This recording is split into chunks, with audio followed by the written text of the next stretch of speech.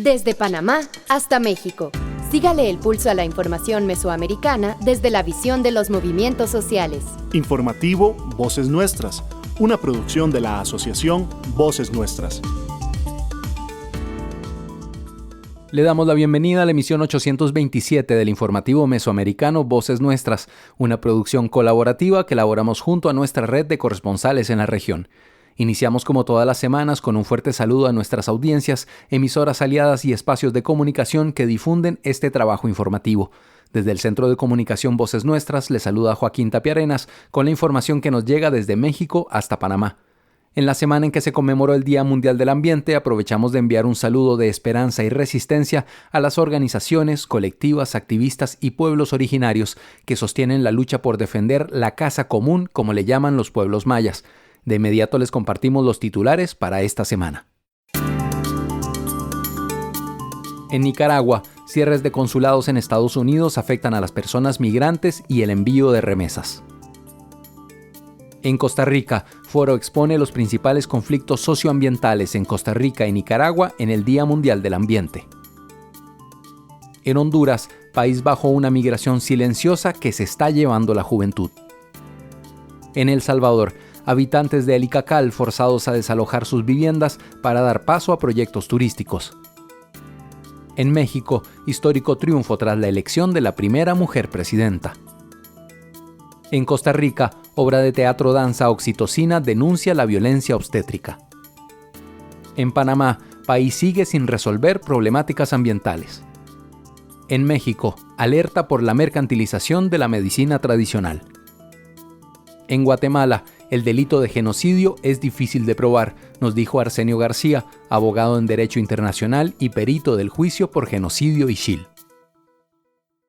Nos unen nuestros territorios, nuestras historias, nuestras culturas. Informativo mesoamericano, Voces Nuestras. En Nicaragua. Cierres de consulados en Estados Unidos afectan a las personas migrantes y el envío de remesas. En los últimos 5 años, las remesas en Nicaragua representan un tercer lugar de ingresos al país, solo superados por 2 rubros de exportación. Esto se debe a la cantidad de nicaragüenses que han tenido que emigrar ante la crisis política y la falta de empleo que existe en el país. Pese a que las y los migrantes son uno de los principales pilares para mantener la economía de Nicaragua, el régimen de Ortega, en vez de ayudar a las personas migrantes, las afecta al cerrar consulados en diferentes ciudades de los Estados Unidos. La denuncia la hizo la exguerrillera sandinista Dora María Telles, quien forma parte de las 22 expresas y presos políticos que fueron despojados de su nacionalidad y enviados de Nicaragua a Estados Unidos. Bueno, el régimen de los Ortega Murillo, en lugar de ayudar, desayuda. En primer lugar, los Ortega Murillo se dedican a estar remojando traídos viejos con los Estados Unidos. Pero no solamente eso. También cerraron la mayor parte de los consulados en Estados Unidos, de manera que miles y miles de personas que están con su pasaporte vencido no pueden renovarlo, tienen que recurrir a gastar mucho dinero para ir a los pocos consulados que quedaron y esperar durante meses para que jamás les den ninguna respuesta de la renovación de sus pasaportes. En el fondo, ¿qué quieren los Ortega Murillo? Si los migrantes mantienen la economía del país, porque ellos no crean fuentes de empleo, porque ellos solamente están preocupados de sus negocios y de su sostenibilidad en el poder, si esos migrantes que sostienen la economía del país ni siquiera pueden regularizar su condición porque no tienen acceso a sus papeles mínimos, entonces, ¿qué es lo que quieren los Ortega Murillo? Que deporten a esos nicaragüenses a Nicaragua. Que sean decenas de miles los deportados, que llegue de dejar dinero a las familias nicaragüenses. Eso es lo que ellos quieren y eso es lo que están buscando. La falta de consulados también afecta a las familias nicaragüenses que necesitan repatriar a sus migrantes cuando estos fallecen en los Estados Unidos y no tienen ningún apoyo económico ni consular. Se han registrado casos que la familia dura hasta 2 años para traer a los cuerpos de migrantes fallecidos por diferentes circunstancias para enterrarlos en Nicaragua. Aquí se escuchan las voces de las mujeres y hombres que construyen Mesoamérica día a día. Informativo Voces Nuestras. Menstruamos sanas, seguras y sabias. Tenemos sabiduría, portamos el don de la vida. Nuestros ancestros usaron lo natural. Usaban trocitos de tela, pero no tenían la forma anatómica que tiene esto. Hemos mejorado esto. Ahora estamos hablando de un producto que tiene seguridad de que no va a pasar, que esto no existía en aquel tiempo, que estamos buscando la tela que sea idónea, que no sea una tela que nos vaya a producir alergia, que nos vaya a producir roces de algo, ¿no? Ni malos olores, ni nada. Entonces se ha ido mejorando y como puedes ver, ya ella tiene todas las ventajas que podríamos decir que tiene una toalla comercial desechable. Las toallas reutilizables traen beneficios económicos en una parte. El otro tema es que también utilizar las toallas reutilizables significa utilizar materiales orgánicos, materiales que no tienen agroquímicos, y eso va a beneficiar también la salud de nuestro cuerpo. Y además, el poder reutilizar las toallas significa que voy a contaminar menos el ambiente. Para más información y unirse a esta campaña, puede visitar el sitio web niñasabias.com o vocesnuestras.org. Los materiales también están disponibles en las redes sociales de Instagram, Facebook y TikTok de Voces Nuestras. Tenemos sabiduría, portamos el don de la vida. En Costa Rica. En el marco del 5 de junio, Día Mundial del Ambiente, se llevó a cabo el foro Conflictos Socioambientales en Costa Rica y Nicaragua y su reflejo en la agenda legislativa. El evento contó con la participación de organizaciones de pueblos originarios, ecologistas y personas defensoras de derechos humanos de ambos países. Fue posible gracias al apoyo de Voces Nuestras, Fundación del Río, la Coordinadora de Lucha Sur, el Comité de Solidaridad con los Pueblos Originarios Iriria Xochitl, Bloque Verde, Rosa Luxemburg Stiftung México y la fracción del Frente Amplio. La información en un reportaje de Voces Nuestras. Hoy nos reunimos para abordar un tema de crucial relevancia, los conflictos socioambientales en Costa Rica y Nicaragua, y cómo estos reflejan en nuestra agenda legislativa. Desde la Costa Rica actual, bajo la administración de Chávez Robles, con el ministro de Ambiente a la cabeza, consideramos que estamos más bien ante una etapa regresiva en materia ambiental mediante la implementación agresiva de políticas neoliberales y extractivistas que afectan el equilibrio ecológico. Los conflictos socioambientales involucran disputas económicas y políticas por el control, acceso y toma de decisiones sobre los territorios, los bienes comunes y los servicios ambientales. Para nadie es un secreto que Centroamérica enfrenta enormes desafíos ambientales debido a las políticas neoliberales y extractivistas que ven al planeta como mercancía. Gustavo Oreamuno, defensor de derechos humanos, hizo un análisis al respecto durante el foro Conflictos Socioambientales en Costa Rica y Nicaragua, realizado en la Asamblea Legislativa. En la globalización neoliberal hay nuevas modalidades de meter, por así decir, todo lo que se pueda a los circuitos del capital, todo lo que se pueda al mercado. Y la naturaleza, los bienes y servicios de la naturaleza, son parte de esas mercancías que quieren introducir a los circuitos del capital, privatizarlas. Y no solo los bienes y servicios, sino también los conocimientos asociados a esos bienes y servicios. Los conocimientos sobre agricultura, los conocimientos sobre pesca, los conocimientos para mitigar la degradación ambiental. Todo eso en el capitalismo global se vuelve mercancía, se vuelve plata, y es necesario, desde esa perspectiva, ponerle precio. Byron Reyes Ortiz y Doris Ríos, líderes indígenas de los territorios Broram de Térraba y Chinaquichá, respectivamente, denunciaron las quemas, caza ilegal y toda la violencia histórica que han vivido los pueblos originarios del sur de Costa Rica. Mi nombre es Byron Reyes, soy de la comunidad indígena de Térraba. En el 2015 empezamos la recuperación de tierras en Finca San Andrés. Sin embargo, cuando llegamos y recuperamos la tierra, pues encontramos unos terrenos ya muy degradados, porque lo que hicieron fue apiar el bosque para hacer ganadería, incluso tierras muy fértiles que ya después no se podían utilizar ni para la agricultura porque pues fueron utilizadas para ganadería extensiva. Tanto que en algunas recuperaciones donde están compañeras y compañeros hay quebradas, pero esa agua no se puede tomar porque están súper contaminadas. Creo que somos bastante afectados cuando hay intereses grandes del Estado o de empresas en nuestras tierras, donde nos vemos realmente violentados. ¿Por qué? Porque hay desplazo, hay despojo.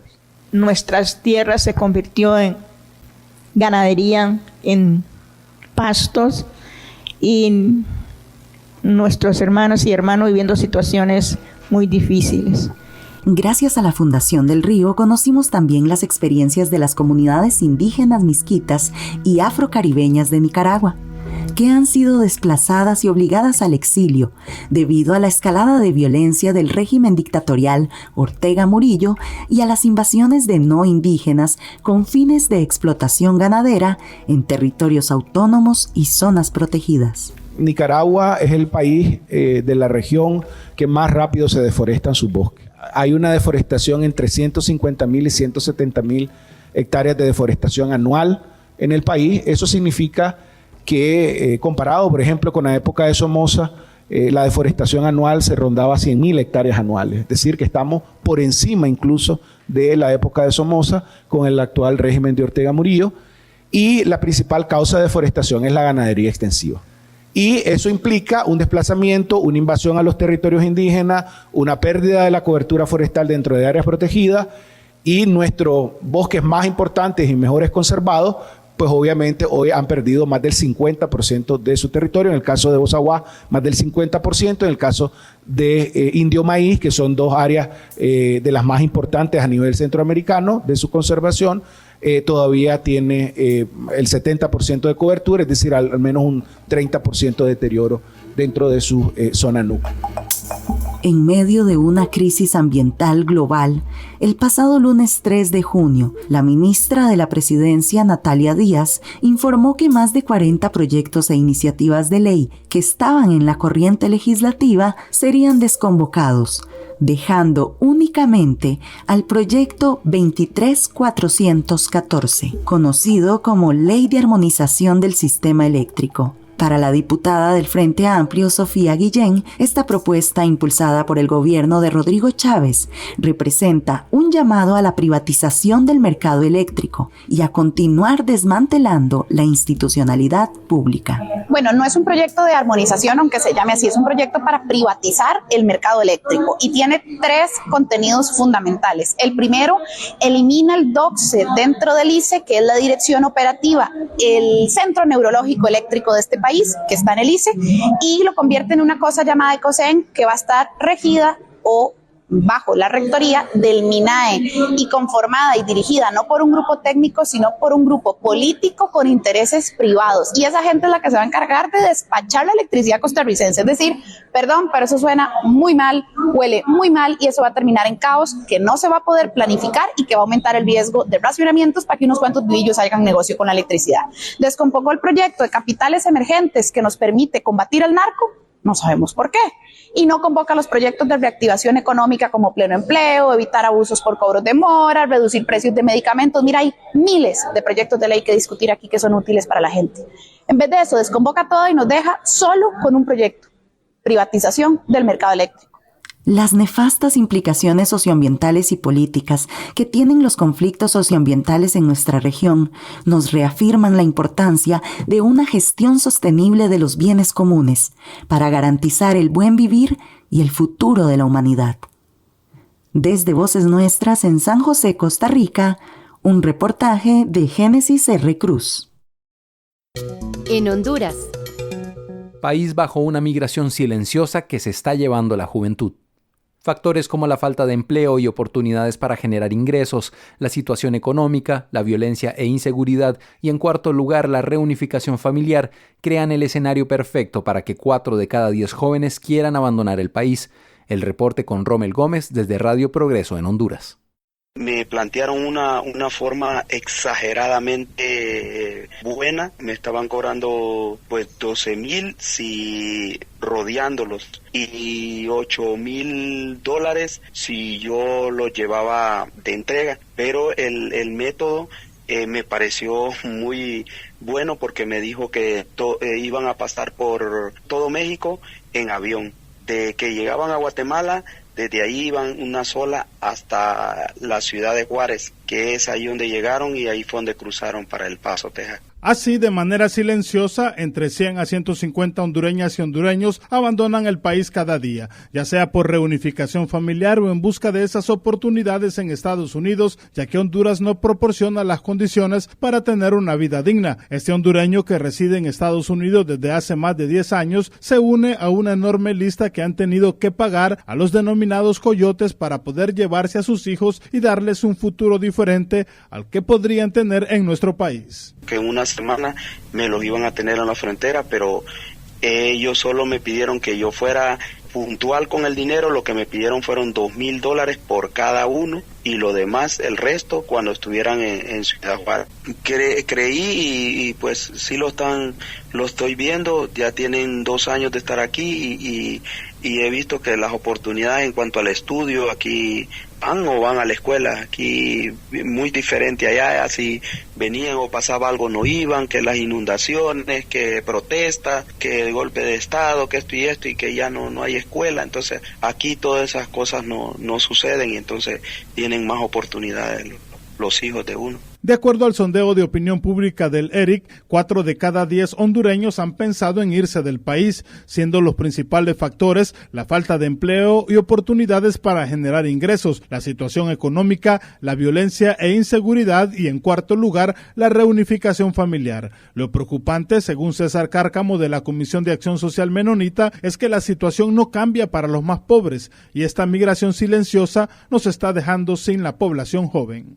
El 94% aproximadamente se va en busca de mejoras económicas, en busca de mejores horizontes económicos para sostener su familia. No hemos cambiado esa condición en el país, no hemos generado empleo, no se ha invertido lo suficiente sobre todo en las clases socialmente más desprotegidas para que puedan generar sus recursos. Mire, las perspectivas es que nos vamos a quedar sin jóvenes. Es decir, algo hay que hacer diferente de lo que hemos hecho, porque si no, nuestra juventud, nuestra fuerza, nuestra fuerza laboral, que es realmente con lo que podemos transformar la comunidad y volver a un país productivo, lo estamos perdiendo, ya lo hemos perdido. De acuerdo a una investigación de la Organización Internacional para las Migraciones, el Instituto Nacional de Estadísticas y USAID, desde el 2018 a la fecha, más de 350,000 hondureños han emigrado de Honduras y actualmente residen en otro país, mientras que en estos momentos un poco más de 961,000 personas tienen intención de emigrar en los próximos 12 meses. María Salgado, del Foro Nacional para las Migraciones en Honduras, afirma que las políticas gubernamentales hasta el momento poco o nada abonan a frenar la migración. Además, han identificado que a partir del mes de junio de cada año es cuando más migra la juventud. La población que está en la edad económicamente activa, pongámosle de 18 a 35, 40 años, es el mayor porcentaje de población que está siendo retornada, por ende la que más está saliendo del país. Y de la migración silenciosa de esos datos, Honduras no necesita de caravanas para el flujo migratorio. Los hondureños salen de 100 a 150 diarios, según cifras que manejamos, así como de salidas, por ejemplo, hacia Guatemala, por la frontera de Agua Caliente, y la otra que usan es la de la frontera de Corinto. Cifras del Instituto Nacional de Migración reflejan una disminución del número de retornados desde Estados Unidos y otros países, ascendiendo a 16,000 en los primeros 5 meses del 2024. Wilson Paz, director de Protección al Migrante de la Cancillería hondureña, dice que esperan que, al dar resultado las medidas implementadas por el gobierno, la cifra de migrantes que salga del país se reduzca. Que en efecto, poco a poco, nosotros queremos establecer este modelo de gobernanza donde las personas puedan ir encontrando oportunidades o respuestas que el Estado no les daba, y tenemos que tener obligatoriamente una tendencia hacia la baja en la migración en los subsiguientes años. Pese a ser expulsados del país por falta de oportunidades, la población hondureña migrante se ha dado a la tarea de sostener la economía de Honduras. Con la visión de los movimientos sociales. Informativo Voces Nuestras. En El Salvador. Habitantes de El Icacal forzados a desalojar sus viviendas para dar paso a proyectos turísticos. Alrededor de 60 familias que habitan El Icacal, en el municipio de la Unión Sur, en El Salvador, denuncian acoso e inminente desalojo por parte de la seguridad privada de una empresa de desarrollos turísticos. La información con Gerardo Castro de Radio YSUCA en El Salvador.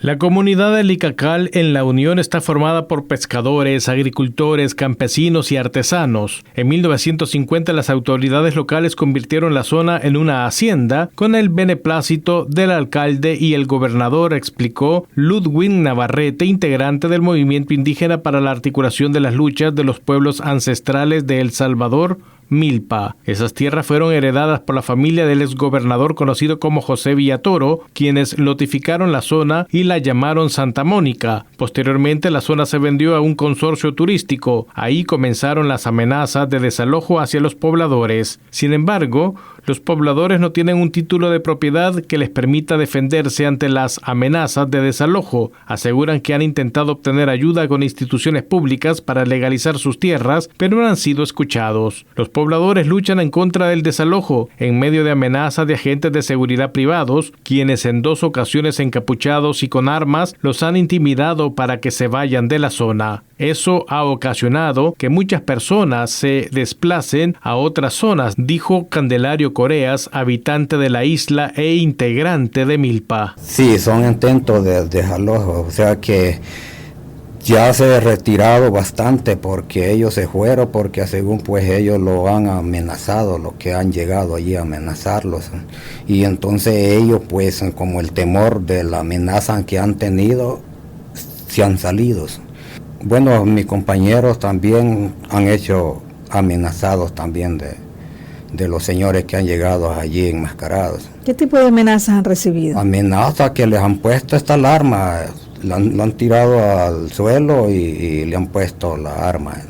La empresa de desarrollos turísticos El Pacífico SADCB es la que actualmente los quiere desalojar, afirman los habitantes del Icacal. Además denuncian que la empresa está dañando el manglar. Los agentes de seguridad privada además acosan a los habitantes y les toman fotografías, dice Elmer Quintanilla, quien por 29 años ha vivido y trabajado en esa zona. Ludwig Navarrete explicó que esta situación lo llevó a interponer una denuncia en la Fiscalía General de la República. De hecho, ya se vino a la Fiscalía General de la República, ¿verdad?, a pedir que esta empresa, Consorcio Turístico del Pacífico, retire el cuerpo de seguridad privado que tiene en la isla del Icacal. Porque nosotros como comunidad estamos organizados y sabemos que la labor de patrullaje únicamente lo puede hacer la Policía Nacional Civil, ¿verdad? Y aquí se están violentando los derechos de toda la población, ya que estas personas de seguridad privada muchas veces obstruyen la libre movilidad de los miembros de la comunidad. Se han tenido por parte de estos miembros de la seguridad privada acoso a menores de edad, estudiantes. Se dio el caso de una niña de 15 años que un miembro de esta seguridad privada la estaba acosando, hasta el punto que el papá tuvo que ir a interponer una denuncia al CONNA para que esto cesara. Los pobladores del Icacal no se oponen a los proyectos turísticos, sin embargo piden que esto se haga respetando la flora y fauna de la zona y sin que esto afecte los medios de vida de los habitantes, dijo Elmer Quintanilla. Ludwig Navarrete, por su parte, lamentó que el desarrollo que se pregona únicamente beneficie a los extranjeros, ya que los desalojos en el Icacal se relacionan con la construcción del aeropuerto del Pacífico. Aproximadamente 60 familias están en riesgo de ser desalojadas de la comunidad El Icacal. Desde Radio YSUCA en El Salvador, para el informativo mesoamericano Voces Nuestras, informó Gerardo Castro. En México. Histórico triunfo tras la elección de la primera mujer presidenta. con un resultado en que Claudia Sheinbaum de la coalición Sigamos Haciendo Historia superó por 30 puntos a Xóchitl Gálvez de la coalición Fuerza y Corazón por México, se destaca el hecho histórico en ese país que eligió por primera vez a una mujer como presidenta. ¿Qué significa que una mujer de izquierda sea la primera presidenta de México? Desde Radio Guaya, Leticia Hernández nos comparte impresiones de este resultado electoral. ¿Cómo están, amigos y amigas de Voces Nuestras? Les saluda Leti Hernández de Radio Guaya, la voz campesina en México. Como ya es sabido, y en muchos medios de comunicación se ha platicado que en México se llevaron elecciones este domingo 2 de junio. Y por primera vez México tiene a una mujer como presidenta de la República. Y es Claudia Sheinbaum Pardo quien obtuvo más del 58% de las votaciones.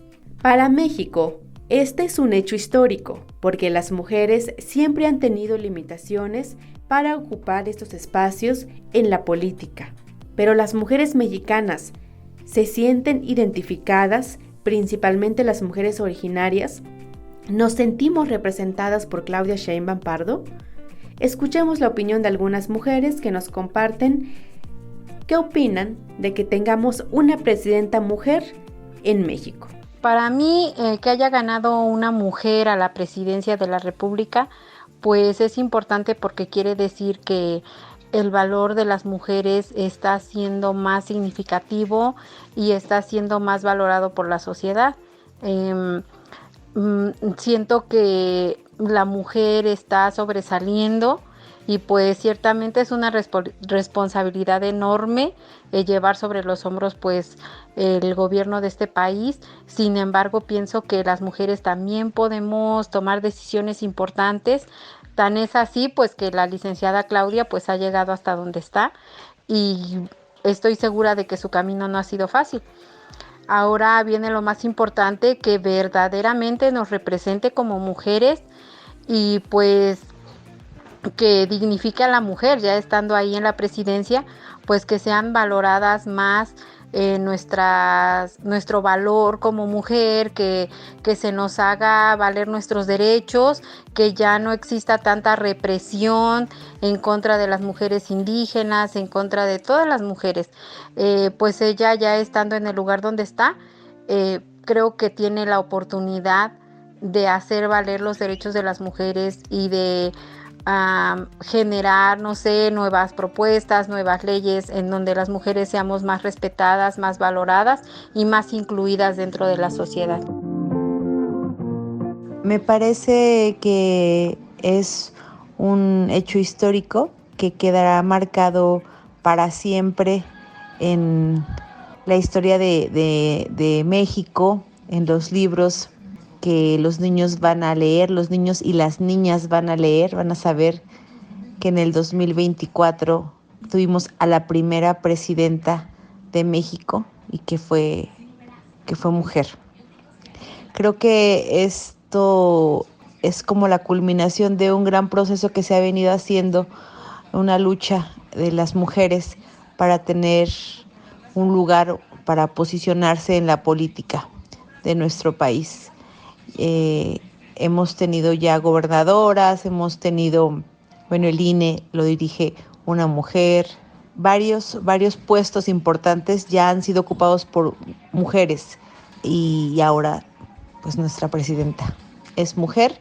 Creo que ahora todas las mujeres y las niñas sabemos que podemos hacer todo lo que queramos. Pues sí, un hecho que puede representar un parteaguas para la historia del país.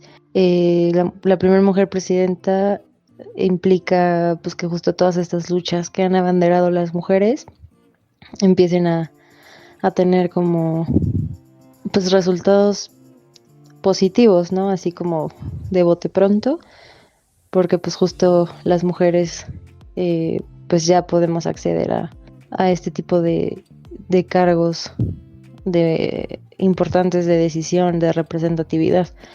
Sin embargo, pues también creo que las mujeres no todas somos obviamente iguales, no todas tenemos los mismos intereses, no somos un grupo homogéneo. Entonces pues yo creo que ahí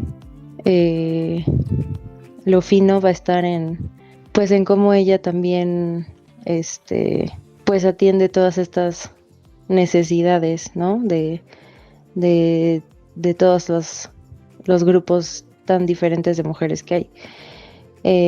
Y también, pues, ojalá que por ser mujer, pues también le dé mucha más importancia a todos los problemas y situaciones que enfrentamos las mujeres. Eso es lo que yo espero, porque eso también implicaría que no nada más es como la primera mujer presidenta de México, ¿no? Sino que también pues voltee a ver todas estas necesidades que los mandatarios hombres pues no han atendido y definitivamente esos problemas no han estado en la agenda política de los otros presidentes, ¿no? Les agradecemos a las compañeras que nos compartieron su opinión y les enviamos un saludo desde sus comunidades. Y se despide en este espacio Leti Hernández. Para el informativo Voces Nuestras, Radio Guaya, la voz campesina en México. Con la visión de los movimientos sociales. Informativo Voces Nuestras.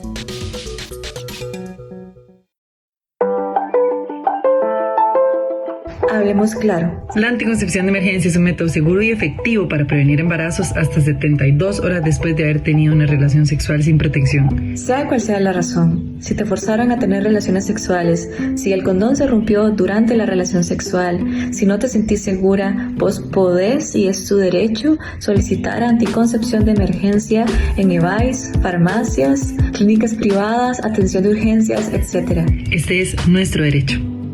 Prevención sin prejuicios. Un mensaje de la Colectiva por el Derecho a Decidir.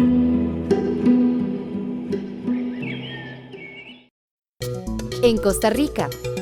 La obra de teatro danza Oxitocina es una propuesta de investigación-creación que denuncia y visibiliza la violencia obstétrica a través de una potente perspectiva artística. Utilizando recursos escénicos como el monólogo, la danza-teatro, la poesía y una escenografía y atmósfera musical surrealistas, Oxitocina crea una experiencia impactante, emotiva y reveladora. Estudios del Fondo de Población de Naciones Unidas han revelado que más de la mitad de las mujeres en edad reproductiva experimentaron al menos una forma de violencia obstétrica por parte del personal de salud. La aceleración forzada del parto, la instrumentalización de sus cuerpos, la infantilización, culpabilización y la restricción del acceso a la información, entre otras prácticas negligentes, dejan heridas físicas y psicológicas profundas. Escrita por Melissa Hernández Vargas y Amanda Méndez Ramírez, quien también asume la dirección, Oxitocina nos invita a reflexionar sobre estas injusticias. En entrevista, la directora Amanda Méndez Ramírez nos compartió sus reflexiones y detalles del proceso creativo. Hace frío, sientes dolor, mucho. No se sabe si es de día o de noche y realmente no importa. Se escucha un tele encendido siempre, aunque nadie lo esté viendo. Y no importa qué programa estén dando. Es solo para ocultar quejidos, gemidos, llantos y convertirlos en sonidos cotidianos. Ese olor particular a medicamento con sangre, con alcohol y un fuerte desinfectante, con batas rosadas, sábanas blancas y un número en lugar de un nombre. Yo soy la 45.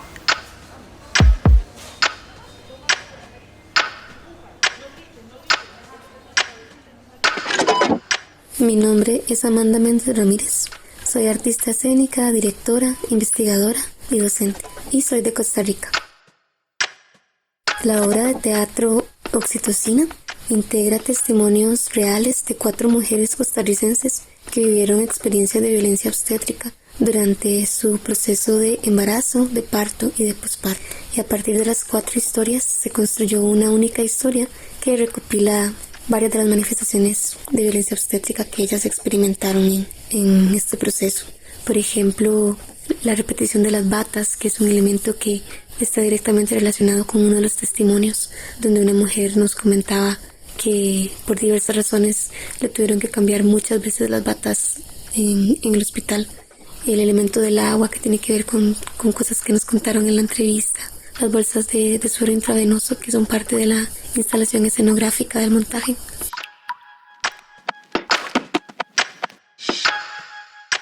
Lo que me llevó a abordar un tema tan delicado y urgente como la violencia obstétrica fue justamente un llamado que se me hizo personal.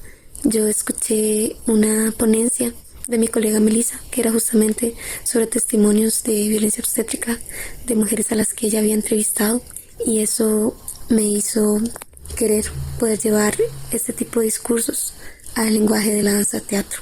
Creo que la danza-teatro puede decir mucho de lo que no se puede decir con palabras también.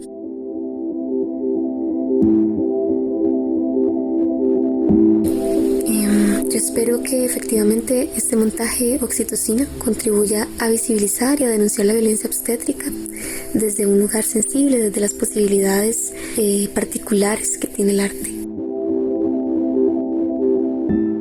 Oxitocina se va a presentar, nos queda un fin de semana, se va a presentar jueves, viernes y sábado a las 7 de la noche, y domingo tenemos doble función, una a las 3 de la tarde y otra a las 6 de la noche.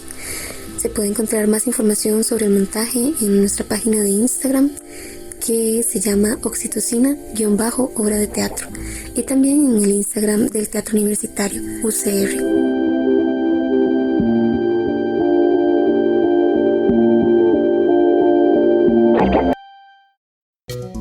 En Panamá, país sigue sin resolver problemáticas ambientales.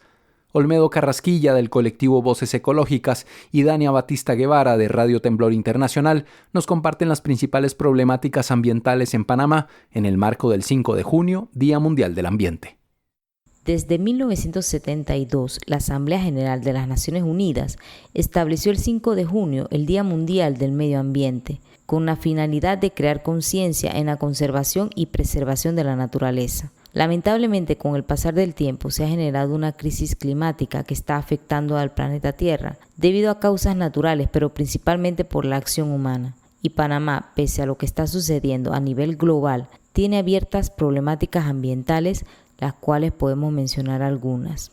Luego de las protestas a nivel nacional en el pasado mes de noviembre de 2023 contra el nefasto contrato Ley Minero 406, del cual se dio un fallo de inconstitucionalidad por la Corte Suprema de Justicia contra dicha ley, se ordenó el cierre de la mina. Al día de hoy, la misma sigue operando con la expectativa de poder negociar con el nuevo gobierno para seguir operando, desconociendo la voluntad del pueblo panameño.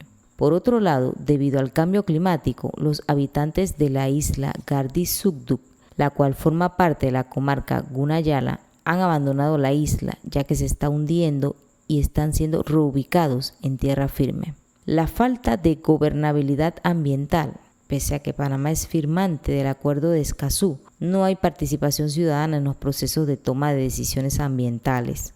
Destino y autonomía de los pueblos indígenas en sus territorios para decidir de manera soberana, algo que aún se sigue desconociendo. Un ejemplo claro es la imposición del proyecto RED en la comarca Naso-Herdi, la cual ha sido rechazada rotundamente. La creación de la cuarta línea energética en el norte de la provincia de Veraguas, la cual ha sido de manera impuesta, expropiando terrenos de los pueblos originarios y que causará contaminación de aguas y bosques. El movimiento por un Veraguas verde se ha estado movilizando para que la Corte Suprema de Justicia dé el fallo de inconstitucionalidad a la Ley 92 de 2013, que da concesión a la empresa minera Veragol en la provincia de Veraguas. Escuchemos declaraciones de Olmedo Carrasquilla Águila, integrante del colectivo Voces Ecológicas COVEC.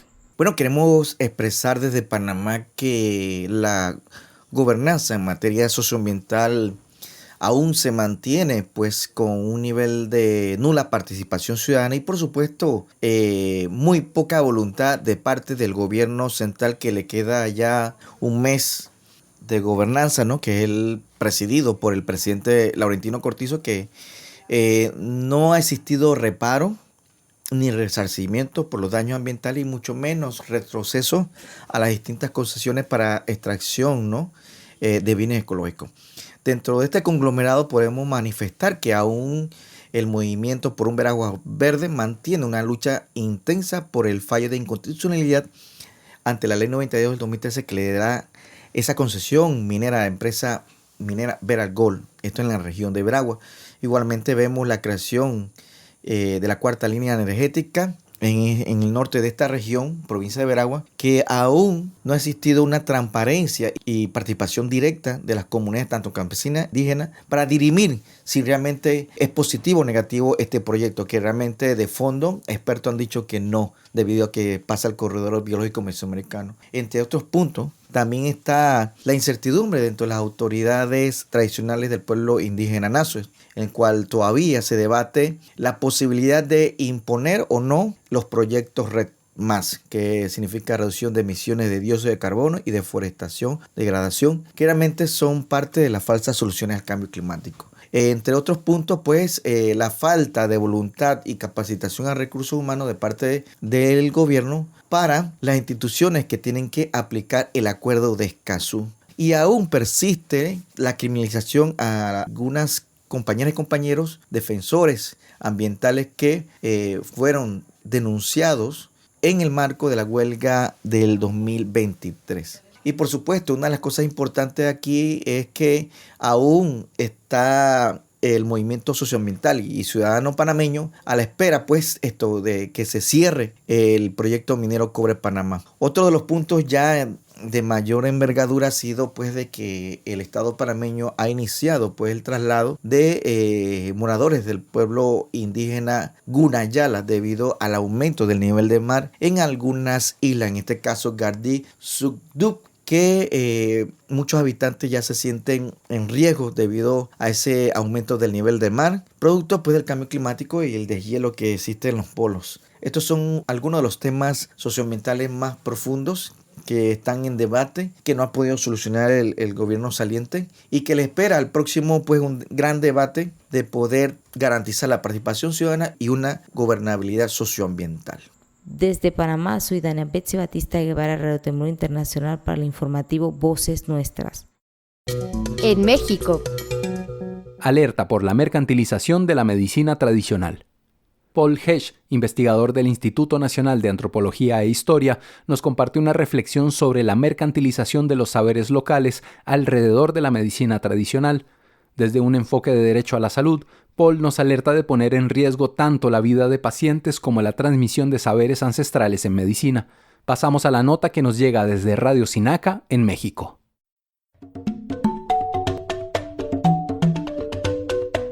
Desde Radio Comunitaria Sinaca queremos compartirles algunas reflexiones sobre la mercantilización de la medicina tradicional en un contexto donde el turismo y la gentrificación están comenzando a comercializar los saberes locales en torno a las formas de sanación. Tenemos una entrevista con Paul Hesch del Instituto Nacional de Antropología e Historia.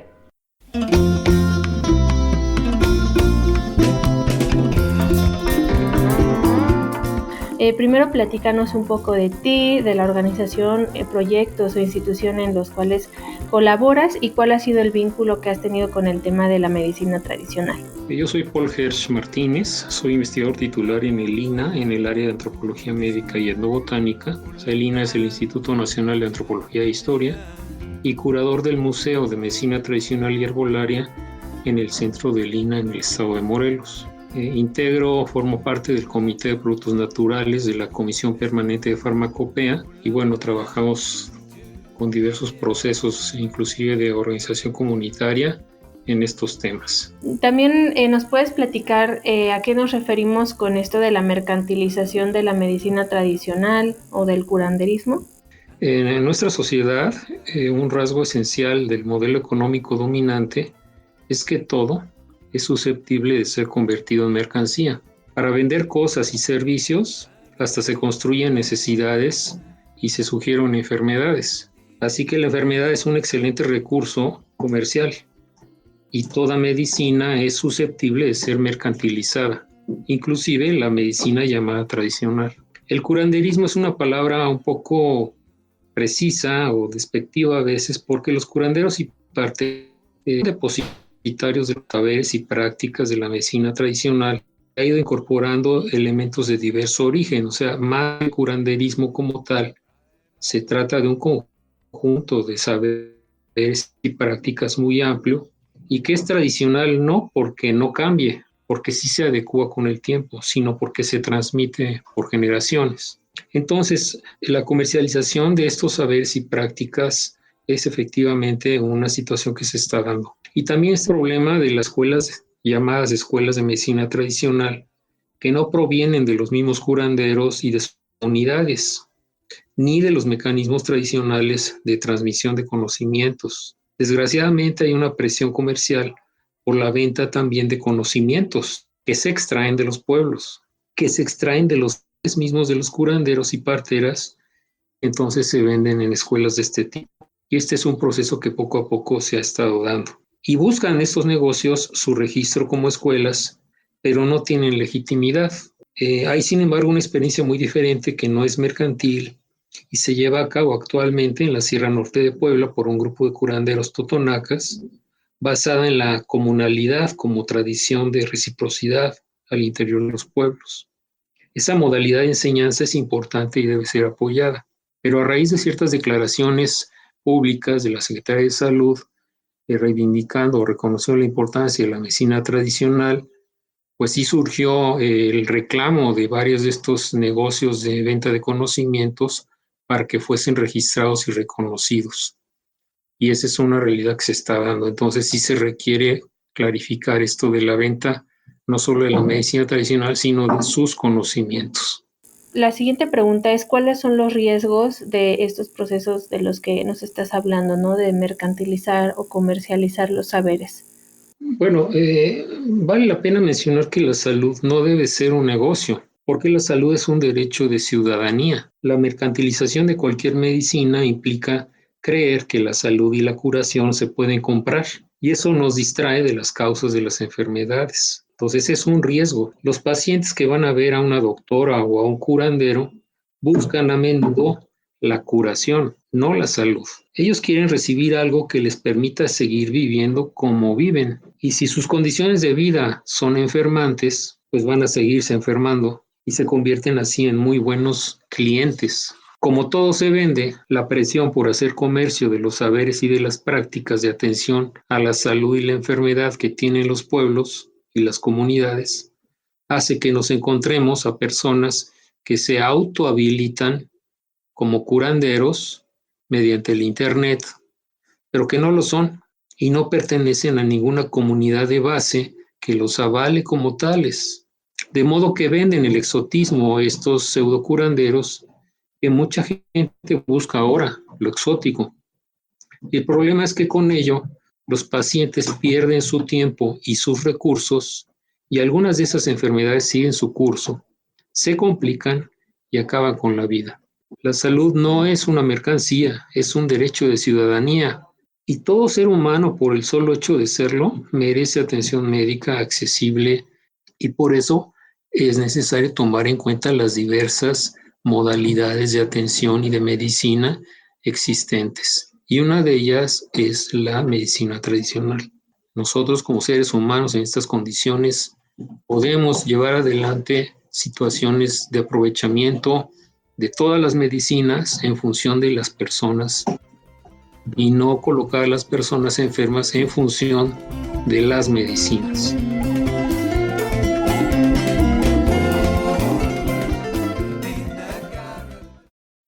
En Guatemala. El delito de genocidio es difícil de probar, nos dijo Arsenio García, abogado en Derecho Internacional y perito del juicio por genocidio Ixil. En entrevista, Arsenio García explica el valor de los testimonios como prueba en el debate contra el exmilitar Manuel Benedicto Lucas García, acusado por el pueblo maya Ixil de cometer delitos de lesa humanidad en su contra. Manuel Benedicto Lucas García ejerció el cargo de jefe del Estado Mayor del año 1978 a 1982, periodo en el cual gobernó su hermano, también militar, Romeo Lucas García, ya fallecido.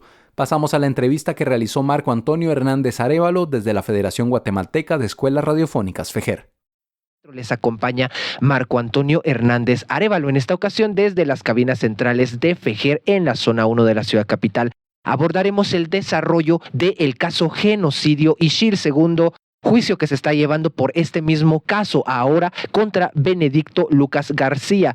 A principios de la década de los 80 fungía como jefe del Estado Mayor del Ejército de Guatemala y hoy se le acusa de genocidio contra el pueblo maya y xil.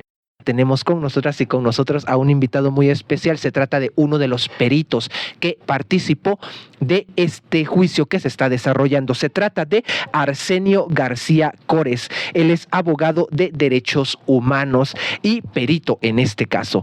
Arsenio, quisiéramos conocer qué es un peritaje. Un peritaje es un estudio, un análisis, un trabajo de investigación sobre una temática concreta que realiza una persona especializada en esa temática. Ese trabajo se presenta ante el tribunal y luego pues en el juicio, en la vista, el perito tiene que defender a preguntas de la defensa y a preguntas de la acusación pues el peritaje realizado. El peritaje no deja de ser eso mismo, un trabajo especializado sobre una determinada materia realizado por una persona conocedora de esa materia. Qué interesante el peritaje que ustedes presentaron, análisis de los estándares de credibilidad de los testimonios, en este caso de las víctimas. Quisiéramos saber cómo aportan estos informes a la prueba testimonial. Bueno, lo primero que tengo que decir es que este peritaje lo hicimos entre dos personas, yo mismo y mi compañera Adilia de las Mercedes, que por desgracia no puede estar hoy con nosotros y nosotras, pero que sin ella pues esto no hubiera podido salir nunca adelante. Este peritaje lo que trata es de abordar una situación que es por qué debe creerse lo que dice una víctima.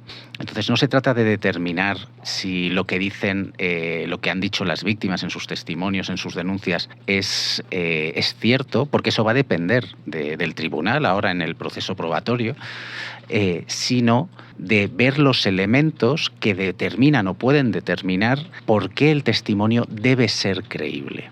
Es decir, existen, por ejemplo, en el caso de las violencias denunciadas por las mujeres, pues existe, por ejemplo, mucho estudio acerca del impacto de los estereotipos de género. Uno de los estereotipos más habituales es el de no voy a creer a las mujeres porque cuando hacen una denuncia porque tienen una propensión a denunciar falsamente. Ese estereotipo está recogido en muchos sitios. Es decir, creemos menos a las mujeres que a los hombres.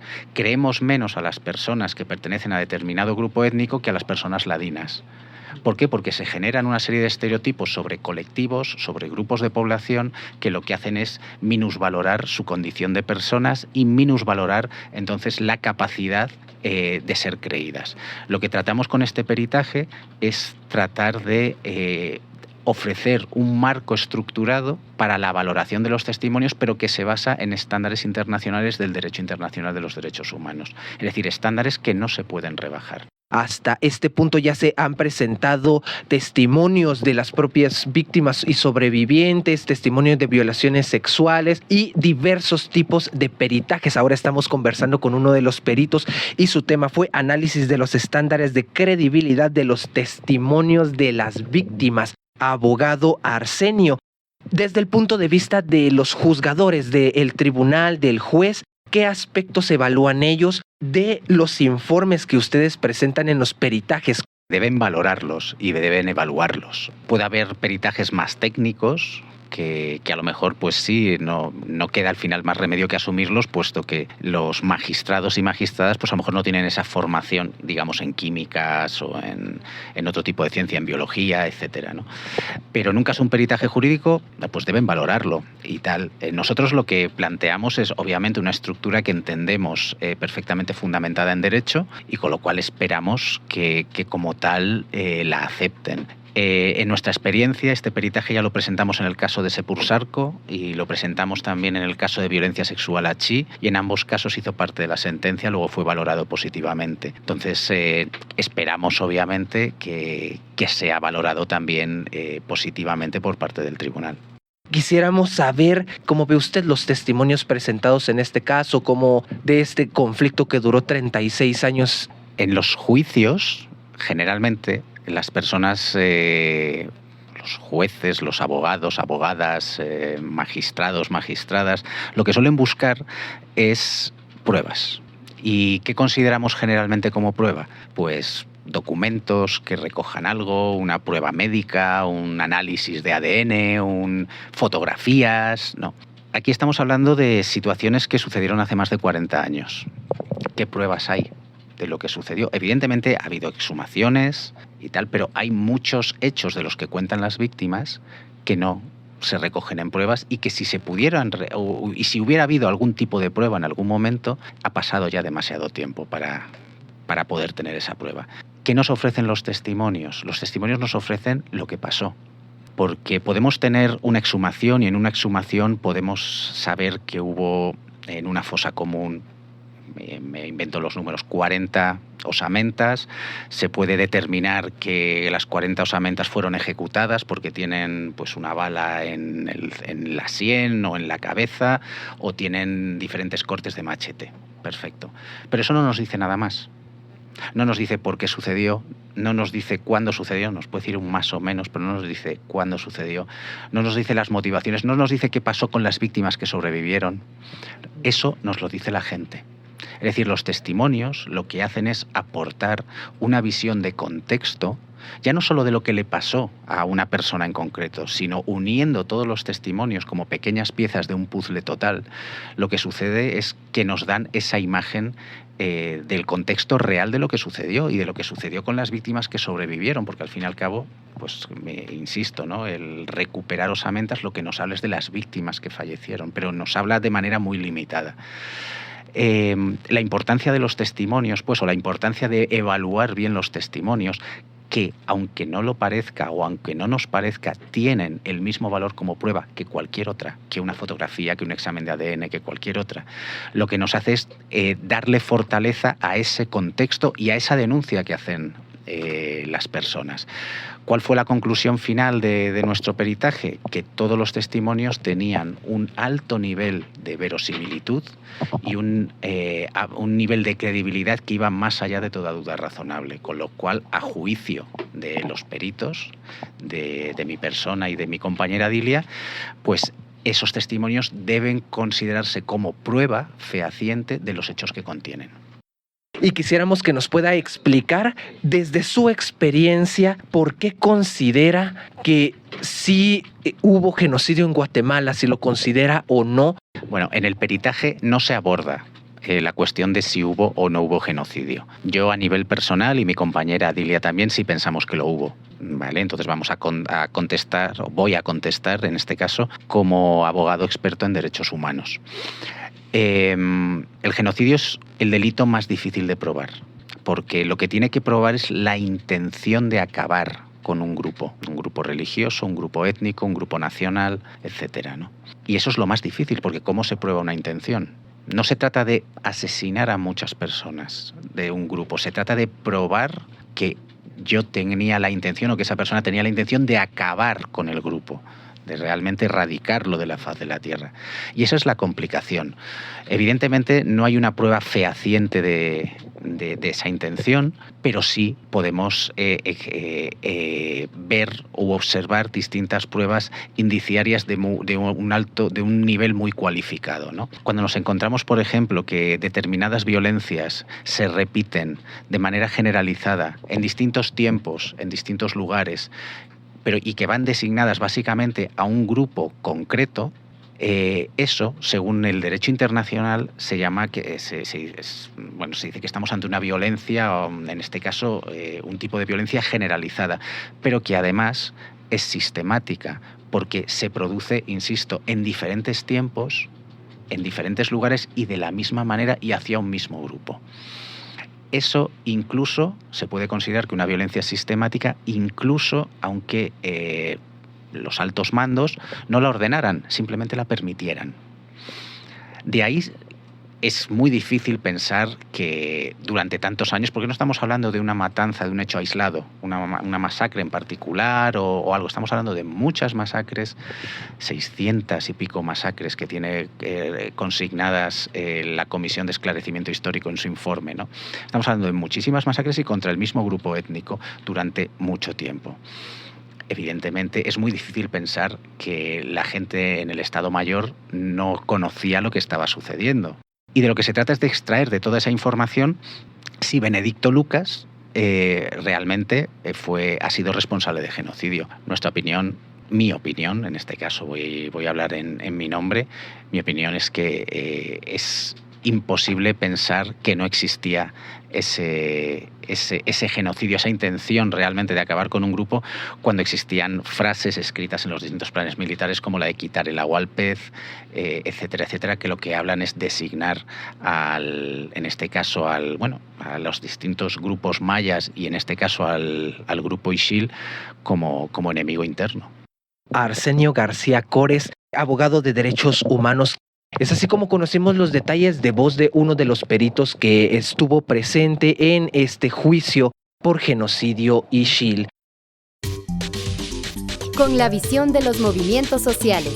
Informativo Voces Nuestras. Así finalizamos la emisión 827 del informativo mesoamericano Voces Nuestras. No podemos terminar sin antes agradecer a nuestra red de corresponsales, así como a las emisoras aliadas y espacios de comunicación alternativa que hacen posible este informativo semanal. En esta emisión les acompañó Joaquín Tapia Arenas. Recuerden seguirnos en Spotify y en nuestras redes sociales, donde nos pueden encontrar como Voces Nuestras. Les recordamos que esta emisión, al igual que emisiones anteriores, las pueden encontrar en nuestro sitio web vocesnuestras.org, donde también tenemos más información y recursos educativos. Nos despedimos por ahora, pero nos encontraremos nuevamente la próxima semana. Hasta pronto. Informativo Mesoamericano Voces Nuestras, una producción de la Asociación Voces Nuestras con el apoyo de la red de corresponsales, representantes de medios y organizaciones de Centroamérica y México y el apoyo de Rosa Luxemburg Stiftung y Pan para el Mundo.